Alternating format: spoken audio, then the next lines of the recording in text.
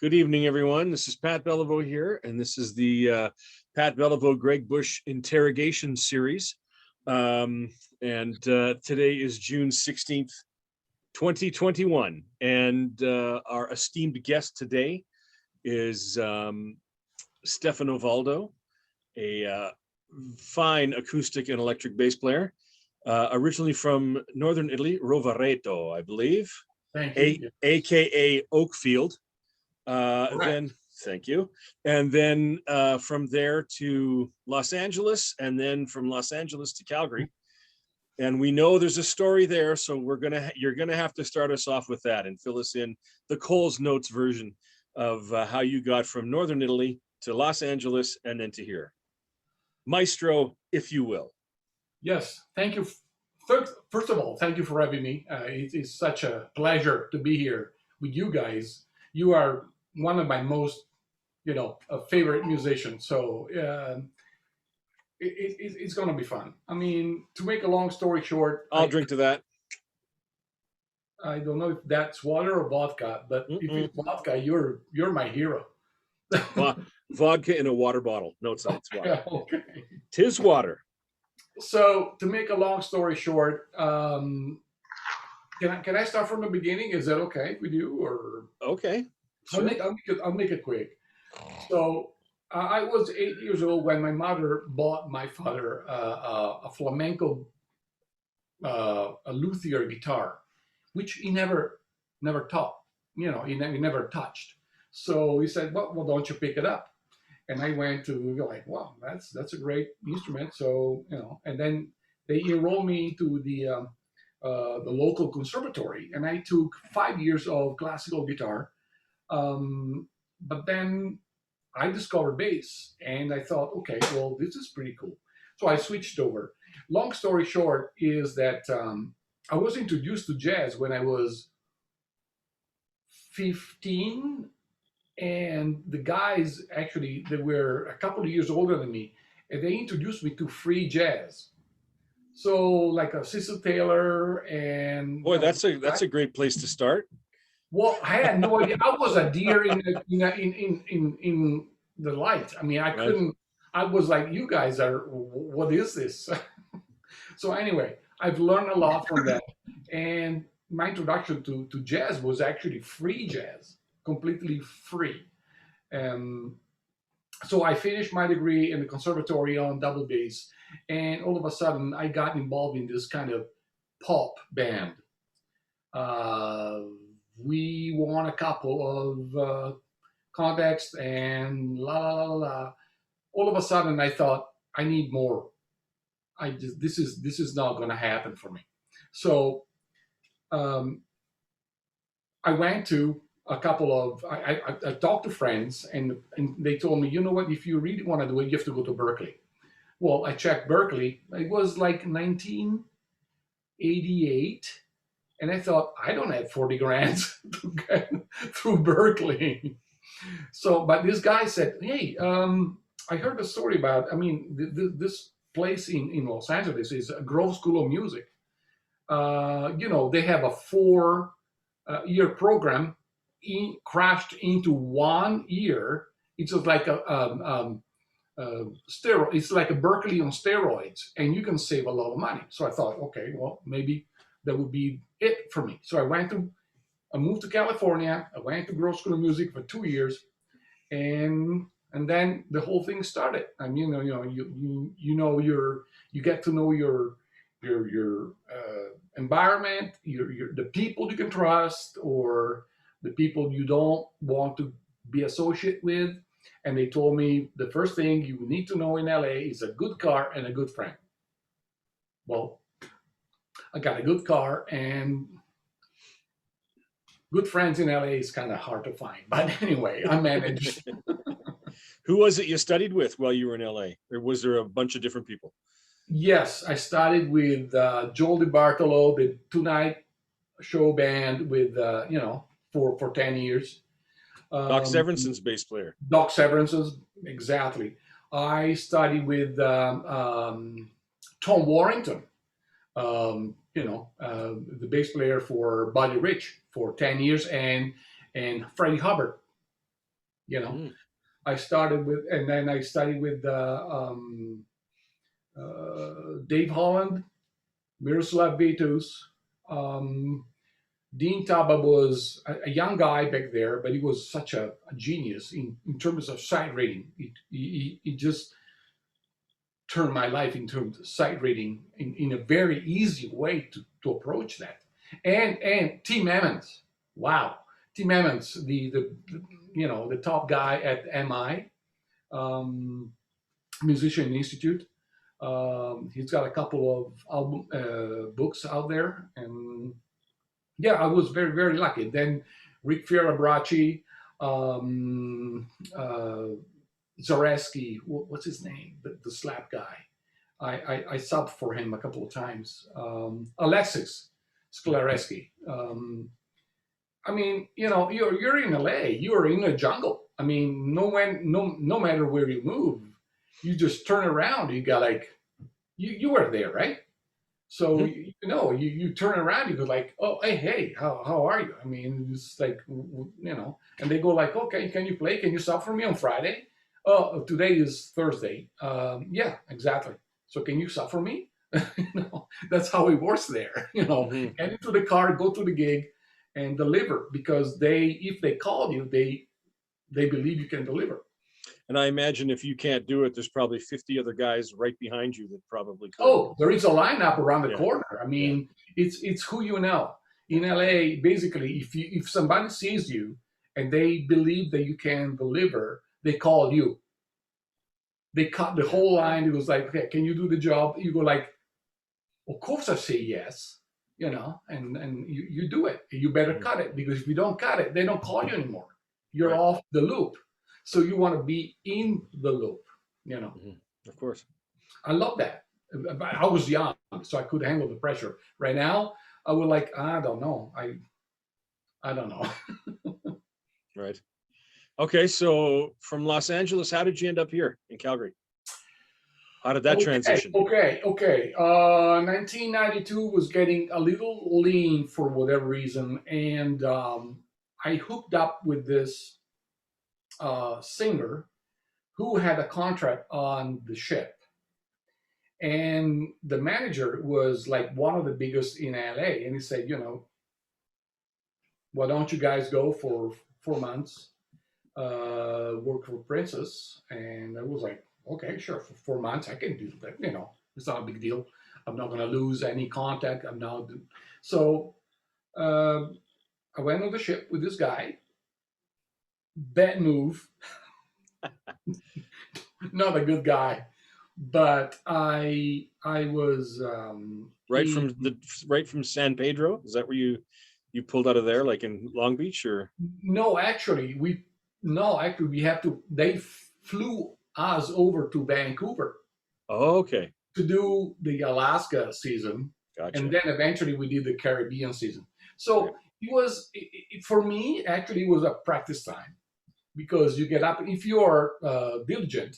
You get up in the morning, you have all the time and all the space available to practice. So you want to work on something, be diligent, go work on something, and then at night you just practice. People think you're entertaining, but you're practicing basically. Mhm. So you get paid to see beautiful places and to practice. I mean, this is what ships is all about. I mean, you did it, right? I've been on four, as a matter of Hmm. fact, four There you different go. ones. And I couldn't stand the life, so I met Charlene, my wife, and I said, "Okay, are we serious about this? Because if we are, we have to quit this. This is the worst place for relationships." And and she said, "Yeah, I'm serious." So we decided to quit that.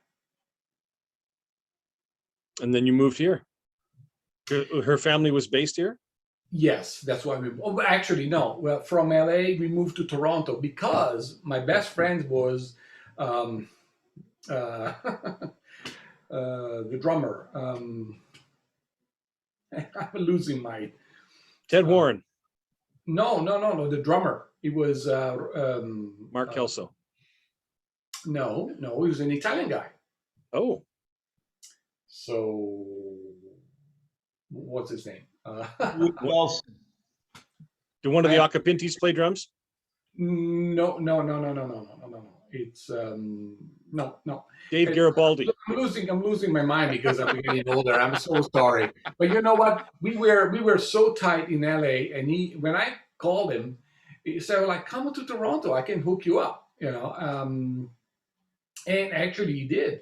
So I started working with the Occhipinti family, and I was very busy in Toronto for 3 years. But Charlene said, uh, I feel like I'm living on Ant Hill.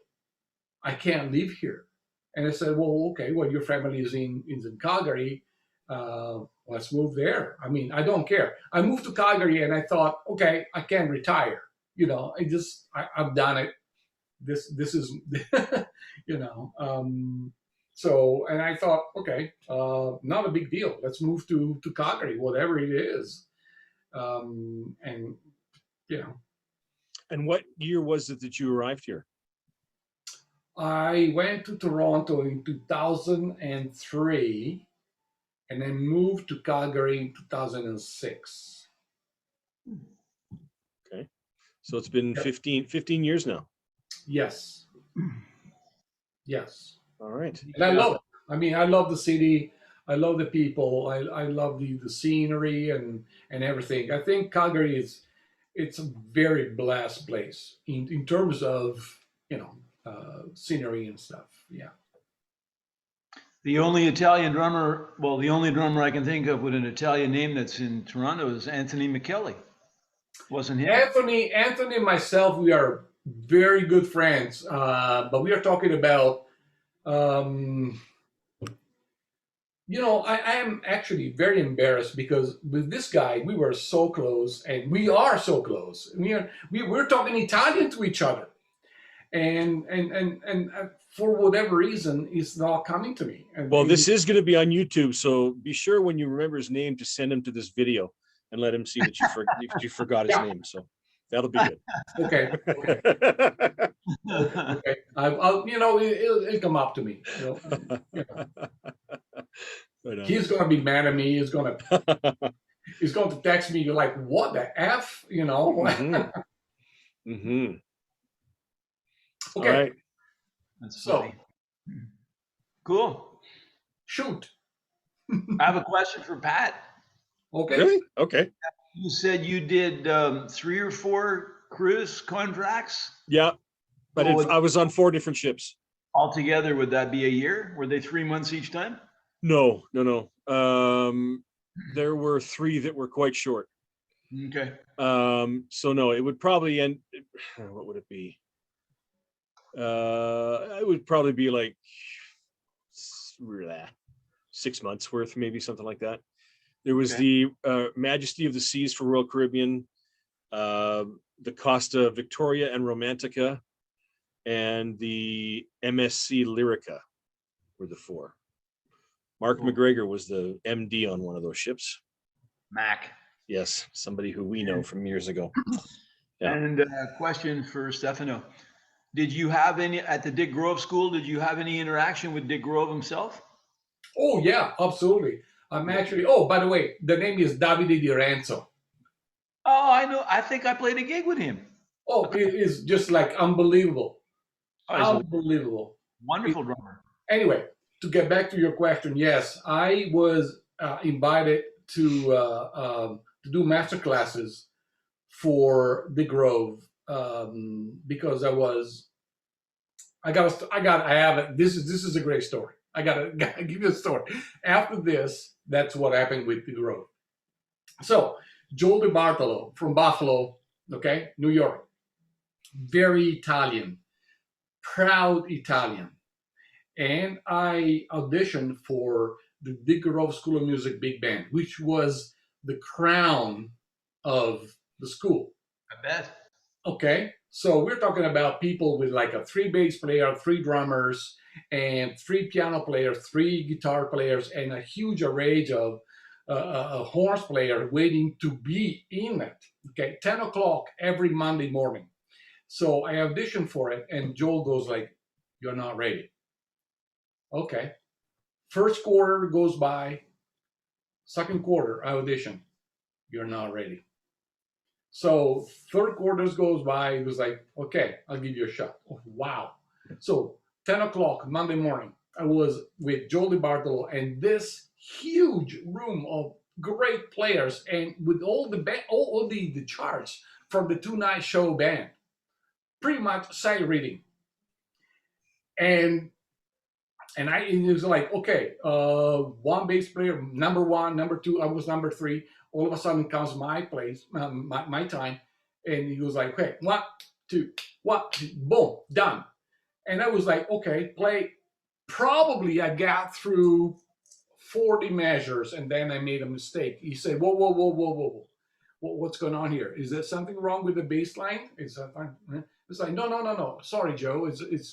It's my fault. Okay. He counted off the second time. Same bar. It was very difficult. It was, I screwed up. And he goes like, okay. He grabbed the bass out of my shoulder. He put it on himself. And he goes like, this is the way it's done. He counted off himself. He played the whole thing perfectly, obviously.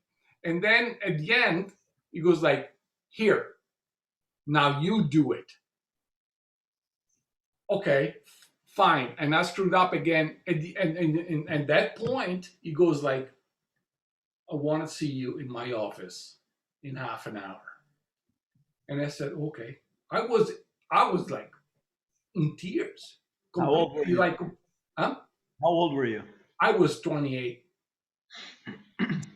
I was supposed to be a professional musician. It just crushed my world. And so after half an hour later, I went to his office and he said, and I said, well, I'm sorry, Joe.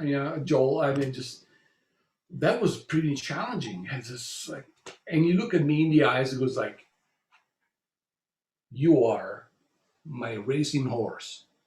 Don't screw up the race anymore. I was like, wow. So at that point, I knew I was, able to deliver because he told me. But so my confidence went up. Actually, instead of going down, it went up. So and yes, he just, that was the most amazing day of my life. I bet. Humbling experiences like that are very good. Yes. It doesn't feel like it at the time, but but when you look back at them, you go, yeah, that needed to happen. At the time, it feels like a kick in the nuts. But then you look in the retrospect, you go like, wow, thank you, Joel. Mm-hmm. Did you stay in touch with him for very long after you left LA? Until he died. Yeah? Yeah. How long ago was that? Do you remember? It was like pretty much like 10 years ago in Arizona. He went back to Flagstaff in Arizona, and he was teaching for a University of Arizona. He left LA because he couldn't stand it anymore. A lot of great players left LA. They couldn't stand it. So they went for something, like Gary Willis moved to Spain for Pete's sake. I mean, that tells you, right? Mm-hmm. Yeah, California. Oh, I remember. Well, this is a good story. Tom Warrington, after Big Road has to close down in 1993, everybody were out of work. Some of them, they were kind of bitter. Others were okay with that. Tom Warrington, the greatest bass player I ever know. I mean, this guy is such a humble guy, but he can play everything. He's such a great guy. So anyway, I remember one day I was looking for, I got my degrees, and I was looking for work. So I went down to Hollywood and I went to Musician Institute. And this is going to be private, but because we are on the tube, it's okay. I think I can say that. I was going to say, not anymore. It's not. Not anymore. So I walked to MI Musician Institute, and I walked up to the steps on Hollywood Boulevard, and here Tom Warrington comes out from the main door, and he goes like, "Hey, Tom," and he goes, "What are you doing here?" "Well, I'm just looking for a job and maybe to to get something more enhanced. Maybe just take some courses." And he goes like, he looked at me in the eyes and he goes, "Get out of here! Don't ever come back here. This is not the place for you." And I never came back. Did he explain why he said that, or what he meant by that, or? No, no. The words Yeah. from Tom were enough for me to Okay. take it. Yeah. Cool. One thing I wanted to say, I'll do one more thing, and Greg, and if you want to interject with any questions or comments or anything. Greg and I both have, it says we'll end in 10 minutes. Okay. No, Um, we want to stand it. It'll probably extend when that happens. okay, because, And if we want to continue, I can use my account. okay, well, or we can log back in again and do a part 2, probably. And that, Okay. Greg and I have a mutual friend in Bobby Shoe. And I remember you telling me while you were in LA, you had a Bobby Shoe story that you enjoyed sharing with me. So I thought I might have you bring that one up if you're okay talking about that. I second that. I've heard the story, but I second that. It'd be good to hear it again. Okay. At this point, guys, I'm completely naked, and I have no problem to share the stories because I think people has to get to a point they have to be honest with themselves and with they are talking to. So my story with Bobby Shoe, man, I can't even tell you how much I love the guy. So anyway, I was actually acting. I was with Steve Moretti, as a matter of fact. Oh, is that right? University of Redlands. So Bobby Shoe was invited by the music department of University of Redlands to do a clinic for 3 days clinic. So basically, he came over and we, as a big band for the university big band, played his charts. Well, he loved it so much that he said, "Hey," to Steve and myself, say, "Hey, you guys want to do a couple of gigs with me?" I was like, "Oh, you're kidding me." And so all of a sudden we were we had a couple of gigs in what was it? Um, in the desert. I think it was Palm Spring. We had a couple of gigs there for whatever reason. And all of a sudden, Palm Spring is very windy. So we were playing with this big band, with his big band. And all of a sudden, he played a ballad. He decided to play a ballad, beautiful ballad. And there were a few notes, but were very critical notes on the bass line. And my charts went from the music stand to the parking lot in a matter of seconds.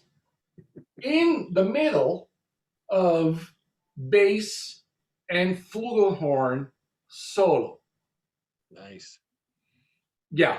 That's good timing. I mean, the devil wears Prada, right? I mean, it couldn't be any worse than that. So all of a sudden, I had no charts because he went off from the clip in the parking lot. It was very windy. I mean, if you know about Palm Springs, it can get very windy. Okay, Mm-hmm. So all of a sudden, a thought came to my mind, and I said, don't screw up, stop playing. And I stopped playing. And all of a sudden, Bobby, in the middle of the solo, he couldn't hear any bass support. He turned around and he was like, what? And I point at the music stand, and then I went like this. Parking lot. Jeez. And he turned around and he kept playing. And he finished the solo. I knew my part after the solo because it was pretty easy. So I finished the song, and I was, at the end of the day, I was in tears, and I was like, Mr. Shu, I am so sorry. I screw up your gigs. I'm the bass player. I'm just, I can't believe I did that. Can you please forgive me? And you know what he said? The best line ever. And he said, Stefano, don't worry. It's just music. That's Bobby Schutter, you. Mhm. Yeah. Good story. Yeah. Good story. Yep. Had to get that one in there. So I don't know. You know, I got a lot of stories. I was waiting to ask about that one. So okay. Apparently we're at 4.5 minutes left. according Okay. To this. Okay. So Okay. yeah. So Greg, you're on. Oh Your my turn. goodness. Questions Yes. for Stefano? Yes. Oh my goodness. What's your You favorite type of pasta? Ah! You mentioned Miroslav Vitus. I would have thought he was the New York guy, but Oh, you tell want us. to know a story about Miroslav and myself? Yeah, man. Oh boy, you're gonna love this. Okay, Rome, 1980, uh, 1988. Right before I went to LA, I was taking a clinic, a 6 months clinic next to Rome with great bass players and Italian bass players, you know, and all of a sudden, you know, Mirza Abidus was a 3 days clinic guest. So the ensembles were supposed to perform for him, and I was on the top ensemble, and all of a sudden he did his own gig, and then we did the ensemble, la la la, and I was very nervous. Very nervous. I mean, I knew Miroslav and all this work with Weather Report and all these, you know, stuff that he did by himself. So all of a sudden, at the end of the ensemble, he was supposed to adjudicate. So he went through everybody and he said, oh, you know, you did great. You might just want to work on this, la, la, la, la, la. And then he came to me.